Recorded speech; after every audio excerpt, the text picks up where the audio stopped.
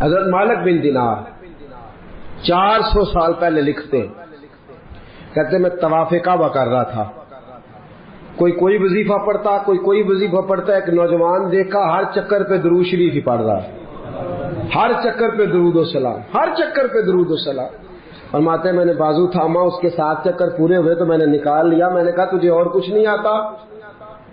کہتے ہیں کہنے لگا الحمدللہ، الحمد سے لے کر بناس تک سارا قرآن یاد ہے، تو پوچھ کیا پوچھنا چاہتا ہے؟ تو میں نے کہا تو ہر چکر پہ درود کیوں پڑھتا ہے؟ تو کہنے لگا جس سے کچھ ملے وہی کام کرنا ہے نا، اپنا نفع دیکھ کے چلنا ہے نا۔ تو میں نے کہا نفع کیا ہے؟ کہنے لگا آپ کو کیوں بتاؤں؟ تو میں نے کہا مجھے جانتے ہو میں مالک بن دینار ہوں۔ کہنے لگا حضور آپ نہ پوچھتے تو بتاتا نا، میں اپنے والد کے ساتھ حج کرنے آ رہا تھا، رستے میں پردیس میں پوزیشن خراب ہو گئی، ابا جی بیمار ہو گئے، مغرب کی نماز کے بعد اچانک ان کی طبیعت بگڑی اور وہ انتقال کر گئے، ایک میں ایک میرے والد، تیسرا شخص کوئی نہیں۔ کہتے ہیں بڑا پریشان، ایک میرے پاس لالٹین، ایک دیا، ایک روشنی کا بندوبست ابا جی کے چہرے کے قریب کیا تو چہرہ کالا سیاہ ہو گیا، رات بھی اندھیری، جنگل کا زمانہ، شالا پردیسی کوئی نہ تیوے، ککھ جنا تو پارے۔ کہتے ہیں رستہ بڑی پریشانی، جب میرا کوئی بس نہ چلا تو ایک درخت کے ساتھ ٹیک لگا کے بیٹھ گیا، رونے لگا یا اللہ کو مہربانی کر۔ کہتے ہیں نظر نیچے تھی تو خوشبو آنے لگ گئی، خوشبو مہکی، ذرا میں نے آنکھ کھلی تو میں نے ایک نور چمکتا دیکھا۔ کہتے ہیں میرے قریب سے کچھ لوگ گزرے، لگا یوں کہ یہ زمین کے باسی نہیں، یہ دنیا کے رہنے والے نہیں۔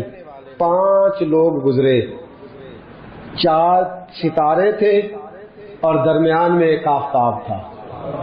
کہتے ہیں وہ گزرے، میرے قریب سے گزرے تو میں کھڑا ہوا، میں نے کہا کہیں جا رہے ہیں، ان کے ارد گرد نور ہی نور۔ کہتے ہیں میں حیران ہوا کہ میرے باپ کی میت کے قریب جا کے وہ کھڑے ہو گئے، ایک نور والے، ایک روشنی والے، ایک خوبصورت مکھڑے والے نے، جو ان چاروں کے مجھے سردار لگتے تھے۔ انہوں نے جیسے ہی میرے ابا جی کے چہرے سے نقاب ہٹایا اور پھر انہوں نے میرے والد کے چہرے پہ ہاتھ پھیرا، ظلمت کو ان کے نور نے کافور کر دیا، جس پر پڑی نظر اسے بھی نور کر دیا۔ بعد مرن دے مکھڑا میرا ہو جاوے جے تازہ، سمجھ لینا محبوب میرے نیان پڑھیا جنازہ۔ فرماتے چہرے پہ ہاتھ پھیرا تو میرے باپ کا چہرہ نورون علی نور ہو گیا۔ فرماتے ہیں وہ اوپر کپڑا دے کے دوبارہ پیچھے کی طرف پلٹے تو میں قدموں میں بیٹھ گیا۔ توجہ ہے آپ کی؟ کہتے میں قدموں میں بیٹھا، میں نے کہا اس پردیش میں، اس دکھ میں، اس تکلیف میں آنے والوں کون ہو؟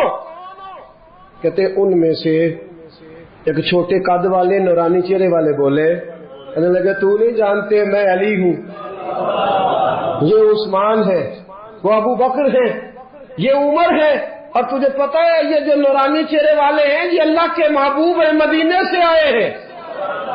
کہا اس غربت میں، تنہائی میں، اس دکھ میں میرے رسول پاک نے پیچھے رخ پھیرا، کہتے حضور نے سینے سے لگایا، فرمایا فکر نہ کرنا، سویرے فوجیں آئیں گی جنازہ پڑھنے، سویرے فوجیں آئیں گی، فکر نہ کرنا۔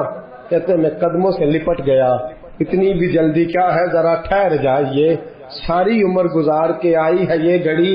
میں نے کہا محبوبہ مہربانی فرمائی، کرم نوازی فرمائی، حضور اتنی بندہ نوازی کی آئے ہو تو سونیا بتاؤ تو صحیح، آخر میرے باپ میں کیا ایسا تھا کہ ان دکھوں میں آپ آئے اور آ کے نور علی نور کر گئے، روشنیاں بانٹ گئے۔ میرے مرنے پہ ہر سو شور مچ جائے گا، دیکھو گے کہنے الوداع سرکار خود تشریف لائیں گے۔ کہا اس موقع پہ الوداع کہنے آئے ہو؟ تو فرماتے ہیں حضور نے فرمایا تجھے پتا ہے تیرا باپ ہر لمحہ مجھ پر درود پڑا کرتا تھا، ہر گھڑی سلام بھیجتا تھا، اس نے عمر بھر مجھے بھلایا نہیں، اس نے مجھے نہیں بلایا تو میں اسے کیسے بھول جاتا، اس نے مجھے نہیں بلایا تو میں کیسے بھول۔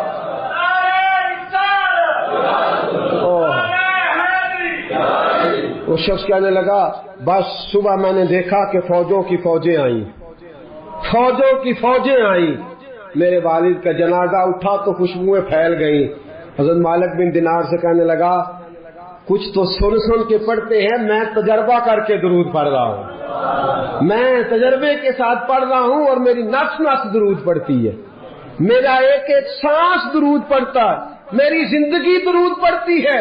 اور کہا مالک مجھے امید ہے کہ میں مر جاؤں گا تو میری قبر سے بھی درود و سلام کی صدائیں آئیں گی، میں وہ سنی ہوں جمیل قادری، مرنے کے بعد میرا لاشا بھی کہے گا صلاۃ و سلام۔ نبی کریم پر درود پڑھنا، یہ جو ہماری محفل ہوتی ہیں، مجالس ہوتی ہیں، یہ ساری محبت کو عروج دینے کے لیے ہوتی ہیں، یہ ساری چیزیں توانائی پیدا کرنے کے لیے ہوتی ہیں، روحانی قوت پیدا ہوتی ہے۔ محبت جو ہوتی ہے نا، محبت، میرے نبی پاک علیہ السلام نے فرمایا جو مجھ پر ایک بار درود پڑے گا اللہ 10 رحمتیں نازل فرمائے گا۔ خوشی ہوئی ہے نا آپ کو؟ اللہ تعالیٰ آپ کو خوش رکھے، آمین کہنا۔ اللہ کرے آپ چمک جایا کریں ایسی باتوں سے۔ جو موضوع میں نے چھیڑا ہے نا، اس موضوع میں تو کھل جاتا ہے بندہ۔ کہا نبی پاک علیہ السلام نے فرمایا جو ایک بار درود پڑے اللہ 10 رحمتوں کا نزول فرماتا ہے، 10 گناہ معاف فرماتا ہے، 10 درجے بلند کرتا ہے۔ ایک حدیث میں فرمایا جو 10 بار پڑھے گا اللہ 100 رحمت نازل کرے گا، جو 100 بار پڑھے گا اللہ 1000 رحمت نازل فرمائے گا، اور ایک جگہ فرمایا جو 1000 بار پڑھے گا نا اللہ اس کی پیشانی پہ لکھ دے گا کہ یہ بندہ نفاق سے بھی بری ہے اور دوزخ کی آگ سے بھی بری ہے۔ یہ سارا ثواب گنوایا، یہ سارا درود پاک کا یہ ثواب گنوایا حضور نے۔ فرمایا درود پڑھو گے قیامت میں روشنی ملے گی، درود پڑھو گے قیامت کے اندھیروں میں تمہیں نور ملے گا، ثواب گنوائے۔ ایک حدیث میں کیا لفظ ہے؟ ایک بار پڑھو 10 بار پڑھو 100، یہ ثواب ہے۔ اور ایک حدیث میں کیا فرمایا؟ فرمایا اسمع صلاۃ اہل محبتی، ہاں اگر تو محبت سے پڑھے گا تو حضور اس کا کیا ثواب ہے؟ فرمایا اس کا ثواب یہ ہے کہ تو پڑھے گا اور تیرا رسول اپنے کانوں سے تیرا درود سنے گا۔ آج بڑے وظیفے درود و سلام کا بڑا ذکر ہوتا ہے، لیکن میں دیکھتا ہوں اس کے خلوص سے ہمارا مزاج خالی ہوتا جا رہا ہے، خالی ہوتا جا رہا ہے ہماری طبیعت۔ بہت کم لوگ ہیں جو کہتے ہو میں 1,00,000 روز پڑھتا ہوں، 2,000 50,000 20,000، یہ مزاج ہی ہم نے چھوڑ دیا۔ نبی کریم سے محبت کا پہلا درجہ درود و سلام ہے۔ اگر آپ درود و سلام نہیں پڑھتے تو ناقص ہے محبت۔ بھائی کیسا تجھے پیار ہے کہ تو محبت کے ساتھ درود و سلام بھی نہیں پڑھتا؟ تو کم از کم ایک دن میں 500 بار ضرور پڑھا کریں۔ پڑھیں گے انشاءاللہ؟ فجر کے بعد کتنا پڑھنا ہے؟ 100، زور کے بعد، عصر کے بعد، ٹائم کتنا لگتا ہے جی؟ 10 منٹ، کل کتنے ہو گئے؟ 50 منٹ بس۔ اگر تو پیچھے پلٹ کے میرے دوست کا بھی دیکھے نا تو تیرے نبی ساری رات ہی تیرا ذکر کرتے رہتے ہیں، یا اللہ اسے بخش دے، یا اللہ اسے معاف کر دے۔ تو 50 منٹ نہیں دے سکتا درود و سلام کو۔ اور میں کہا کرتا ہوں، امام سخاوی سے کسی نے کہا تھا حضور کی زیارت کرنے کو دل کرتا ہے، تو آپ نے فرمایا رات بستر پہ خوشبو لگا لے، وضو کر لے، کعبے کی طرف چہرہ کر لے، درود پڑھتے پڑھتے سو جا۔ جس مصطفیٰ پہ تو درود پڑے گا وہ خواب میں آ کے تجھے جلوہ بھی دکھا جائیں گے، وہ خواب میں آ کے تجھے دکھائیں گے۔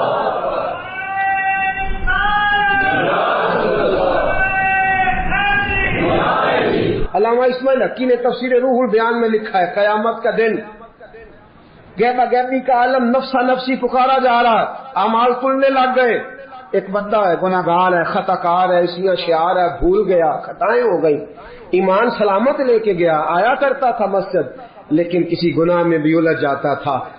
ہوا یہ کہ معاملہ اتنا بگڑا کہ گناہ زیادہ ہو گئے، نیکیاں کم پڑ گئیں، اعمال کھلنے لگے تو یہ کانپنے لگا، نتیجہ یہ نکلا کہ تو فیل ہو گیا ہے۔ فرشتوں نے تھاما، گھسیٹ کر جہنم کی طرف لے جانے لگے۔ حضرت آدم کی نظر پڑ گئی، باپ ہے نا ساری مخلوق کے، باپ کو تکلیف ہوتی ہے، نظر پڑی۔ حضرت آدم علیہ السلام اس کی طرف نہیں گئے، دوڑے واپس آئے، کہنے لگے یا محمد صلی اللہ، ہر نظر کانپ اٹھے گی محشر کے دن خوف سے، ہر کلیجہ دہل جائے گا، اوڑھ کر کالی کملی وہ آ جائیں گے، سارے محشر کا نقشہ بدل جائے گا۔ کہا یا محمد صلی اللہ، حضور نے کہا اے کل انسانیت کے بعد کیا ہوا؟ اب وہ دیکھتے ہو آپ کے غلام کو فرشتے گھسیٹ کے لے جا رہے ہیں. جناب آدم بھی جانتے ہیں کہ مصطفیٰ کو کہہ دیا تو حضور دوڑیں گے. حضرت علامہ اسماعیل حقی نے لکھا ہے کہ نبی کریم بھاگتے ہوئے تشریف لے جائیں گے. فرشتوں سے پوچھیں گے کہاں لے جا رہے ہیں؟ دوستو توجہ کرنا ذرا میری بات پہ. دکھوں میں جو شخص خالی تسلی دے دے اس کی بھی بڑی بات ہوتی ہے. اور اس عالم میں جو بھاگ کے لا کے بچا لے دوزخ کے دروازے کہاں لے جا رہے ہو؟ فرشتے کہتے ہیں محبوب اس کے گناہ زیادہ نکلے نیکیاں تھوڑی ہیں اعمال تلے ہیں. حضور فرماتے ہیں واپس لاؤ نا. واپس لائے. میزان لگ گیا. محبوب نے فرمایا میرے سامنے تولو. جب تلنے لگے باقی ساری نیکیاں کرامن کاتبین نے لکھی ہیں. درود والی پرچیاں حضور نے سنبھال کے رکھی ہوئی ہیں. باقی نیکیاں کرامن کاتبین کے دفتروں میں ہیں. درود و سلام کی پرچیاں رکے میرے مصطفیٰ نے سنبھال کے رکھے ہیں. جب اعمال تلنے لگے گناہ زیادہ نیکیاں تھوڑی حضور نے فرمایا ٹھہرو. میرے نبی نے جیب میں ہاتھ ڈالا. تو کتنا نصیبوں والا ہے تیرے رکے مصطفیٰ کی جیب سے نکلے. غور تو کرنا بھائی میرا کارڈ کسی کی جیب سے کسی کا کارڈ میری جیب سے نکلے تو کیا بات ہے. تیرے اور میرے نام کے رکے مصطفیٰ کی جیب سے جیب میں ہاتھ ڈالا. فرمایا یہ رکھو نا نیکیوں والے پلڑے میں رکھی کہ مصطفیٰ نے رکا دیا ہے یا عطا کر دیا ہے بے حساب نواز دیا ہے. فرشتے کہنے لگے سونے ہم تو مجبور ہو گئے یہ تو نیکیاں بڑھ گئی ہیں. حضور یہ تو پلڑا وزنی ہو گیا. چلو دوڑ جاؤ بلاؤ جنت والوں کو بلاؤ. پتا سارا ہے سردار نو کیتیاں دا پتا یہ پردہ چپایا ہی پلا ہو سی. پتا سارا ہے سردار نو کیتیاں دا. قدموں میں بیٹھ گیا پیر پکڑ لی کہ سونے میرے تو عمل ہی نہیں. پتا سارا جی حضور میرے تو عمل ہی نہیں تو یہ رکا کدھر سے آیا؟ حضور نے فرمایا فلاں مجلس میں تو بیٹھا تھا فلاں محفل میں تو بیٹھا تھا. تو نے میرا نام سنا تو نے میرا ذکر سنا تو نے میرا تذکرہ سنا تو تو نے پیار سے درود پڑھا. اسمعوا صلاۃ اہل المحبہ جو محبت سے پڑھے میں سن لیتا ہوں. میں نے تیرا سنبھال کے رکھا تھا تیرے کام آ گیا. دوستو دنیا کی مہمات میں تو بندہ بچ ہی جاتا ہے. پھنسے گا قیامت کے دن اور بچے گا درود پڑھنے والا حضور پر سلام پڑھنے والا جس کی عادی ہوگی زبان درود و سلام کی. امام شافعی انتقال کر گئے. شاگرد نے خواب دیکھی. کہا حضرت جی کیا بنا؟ کہنے لگے خدا نے مجھے سجا سوار کے جنت میں بھیجا. کس طرح سجا؟ کہا حضور بھیجنا تو تھا آپ محدث سے بہت بڑے فقہ کے امام سے کیا بات تھی؟ کہنے لگے اس لیے نہیں بات کوئی اور ہے. کہا حضور کیا؟ فرمانے لگے ایک دن میں کوئی کام کر رہا تھا کوئی حدیث لکھ رہا تھا باقی تو میں نے جلدی لکھ لیا اور جب آیا نا نبی پاک کا نام مبارک تو امام شافعی کہتے ہیں میں نے جتنی میری صلاحیت تھی میں نے پیار سے لکھا. پھر آگے میں نے پیار سے درود لکھا. میں نے قلم کو روکا. اتنا وقت پورے صفحے پہ نہیں لگا جتنا وہ حضور کے نام اور درود پہ لکھا. کہتے ہیں بس میں نے پیار سے لکھا تھا پیارے رب کو پیارا لگ گیا. میں مرا آنکھ کھلی. رب کریم نے فرمایا اس کو سجاؤ جنت کا لباس پہلے پہناؤ اس کے سر پہ امامہ رکھو خوشبو لگاؤ جنت میں لے جاؤ. یا اللہ یہ ساری نعمتیں. فرمایا دنیا میں تو مصطفیٰ کا درود سجاتا رہا ہے تو حضور کا درود سجاتا رہا ہے. میں نے آج تجھے سجانے کا فیصلہ کر لیا ہے. مناظرے سب سے زیادہ درود و سلام پہ ہوتے اور ہم کرتے ہیں. لیکن میں اکثر ساتھیوں سے کہتا ہوں اسی ان سے مناظرے ہی کرنے عمل. اگر میں کبھی اپنے اجتماع سے پوچھ لوں نا اہل سنت والوں سے کہ تسی آندے ہو جی اسی تے درود والے ہیں تے پڑھ دے کنا ہو کوئی نہیں. یاد رکھو بحثوں سے انقلاب نہیں آتا عمل سے آتا ہے. آپ کا کوئی درود پڑھنا دیکھے گا تو مجھے آپ لڑائی کر کے درود پڑھوانا چاہتے ہیں کوئی نہیں پڑھتا. اگر آپ کا درود پڑھنا کوئی پیار سے، خلوص سے، محبت سے، ناراض تو نہیں ہو جائیں گے؟ ایک بات کر دوں جی، اپنے خلاف کر لگا کر دوں. ایک شخص میرے پاس آ گئے، کہنے لگے جی ہماری گلی میں نا سویرے اٹھ کے ایک بندہ ہے، وہ کہتا ہے 111 بار اسپیکر میں درود پڑھنا ہے تہجد کے وقت، پڑھنا چاہیے اسے؟ میں نے کہا نہیں پڑھنا چاہیے، اس لیے کہ اللہ کے نبی کریم صلی اللہ علیہ وسلم نے منع فرمایا ہے کسی کو تکلیف دینے سے. قرآن بلند آواز سے پڑھنا منع ہے جب کسی کو تکلیف ہوتی ہو. تو لوگ سوئے ہوئے ہیں، ایک آدھ 2-4 بار تو ٹھیک ہے، 111 بار ہی شروع کر دیا ہے. وہ شخص میرے پاس آ گیا، کہنے لگا کہ واقعی سنی ہو. میں نے کہا یار یہ سنی نہ سنی ہونے کا تو نے کون سا رزلٹ نکالا ہے؟ کہتے سن درود ڈاک چھڑے ہے. میں کہا تم ہی آنا مسیطے چلیے، 10 بغیر سپیکر تو کنا پڑھنا ہے، ناراض تو نہیں ہو جائیں گے آپ؟ میں کہا کلے ہاں اسی 2 میں کسی کو قسم لینی نہیں چاہیے، پر دیانتداری نہ دسی کنا پڑھنا ہے. کہندا وہی پڑھنا جڑا سپیکر وچ پڑھنا. تو میں کہا پھر اللہ کو ڈرو. کیا دیکھیں نا کیا معاملہ ہے کہ کدھر جا رہے ہیں ہم؟ بھائی میرے آج سپیکر آئے تو میں کہا جھوم کے پڑھو، تو سارے پڑھو، تو اچھی پڑھو، تو بھاگ تک پڑھو، اور اپنی باری آئے تو. اب میں ایک حوالہ دے دوں، بات ختم کروں. نبی کریم کی خدمت میں عرض کیا گیا یا رسول اللہ یہ بندہ لمبی نماز پڑھاتا ہے. حضور نے بلایا، فرمایا کیوں لمبی پڑھاتا ہے؟ کہا حضور مجھے مزہ آتا ہے. فرمایا لمبی پڑھنی ہو تو اکیلے پڑھنا، لوگوں کو پڑھا تو مختصر پڑھا، بچے بھی ہوتے ہیں، بوڑھے بھی ہوتے ہیں، بیمار بھی ہوتے ہیں. ہم لوگوں نے جو طریقہ درود و سلام، السلام علیک ایھا النبی والصلاۃ والسلام علیک یا رسول صلی اللہ علیہ، جو آپ کا دل کرتا پڑھے، لیکن کو دکھا کے پڑھنا، بتلا کے پڑھنا، کسی شخص کو چڑھا کے پڑھنا ضروری ہے؟ درود تو ہم جب پڑھتے ہیں تو پتہ کسے دکھا کے پڑھتے؟ مدینے والے محبوب کو، رسول پاک کو دکھا کے پڑھو، حضور کو سنا کے پڑھو، نبی پاک کی طرف توجہ کر کے پڑھو. اختلاف درود پہ تو لڑائی نہیں نہ ہونی چاہیے، یہاں تو نہیں نہ ہونی چاہیے. تو ساتھیو درود و سلام جم کے پڑھیں، اتنا پڑھیں. 3 فائدے ہیں درود پڑھنے کے جو میرے حضرت صاحب نے مجھے بتایا، میں آپ کو بتا دیتا ہوں، بات ختم کرتا ہوں. یاد رکھیں گے آپ انشاءاللہ؟ کتنے فائدے؟ میرے حضرت فرماتے ہیں درود و سلام پڑھنے والے کی زبان میٹھی ہو جاتی ہے.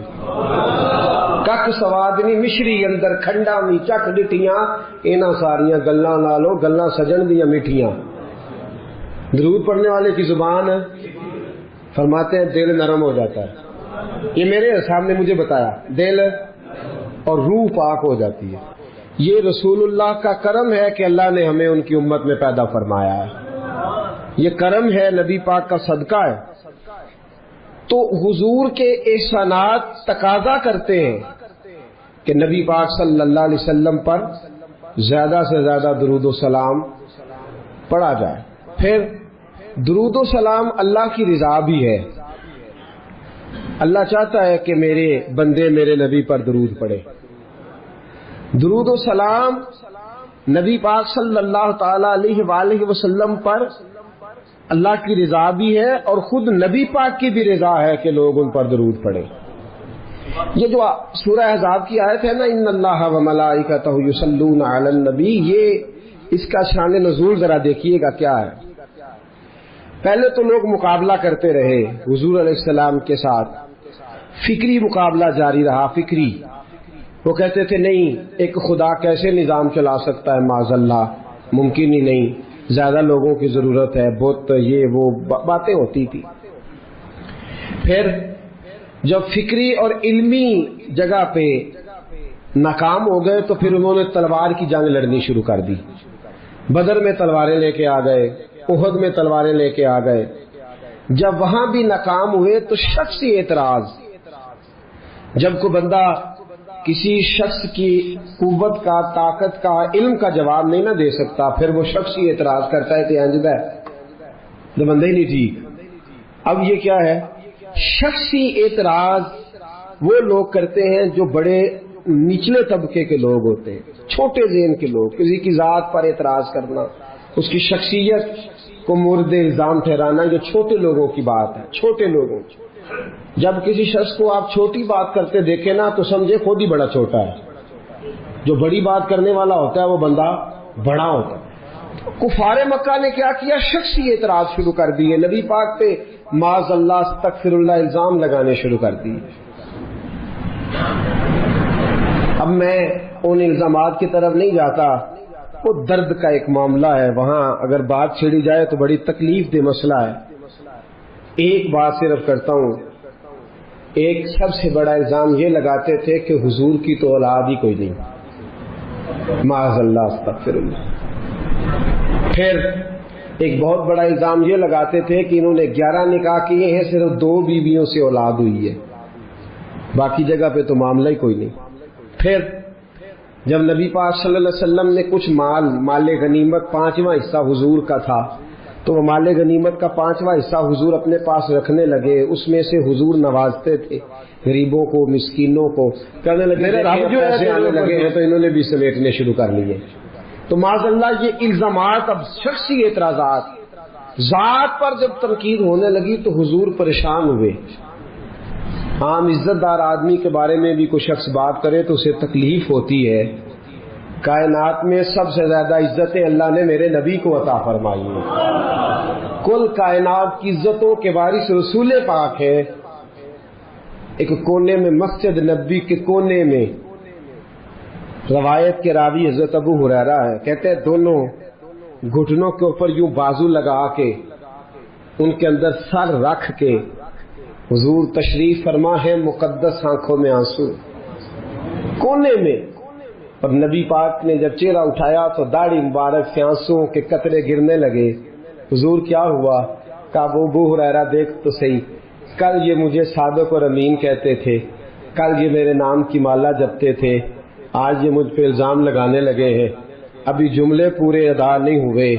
حضرت جبریل آئے، کہنے لگے سونیا رب فرماتا ہے یہ بکواس کرتے انہیں کرنے دے، ان اللہ وملائکتہ یصلون علی النبی، ان کو کرنے دے جو کرتے ہیں، تیرا رب بھی تیرے اوپر درود بھیجتا ہے، اور اس نے سب فرشتوں کی ڈیوٹی لگائی ہے کہ میرے نبی پہ درود ہی بھیجتے رہو۔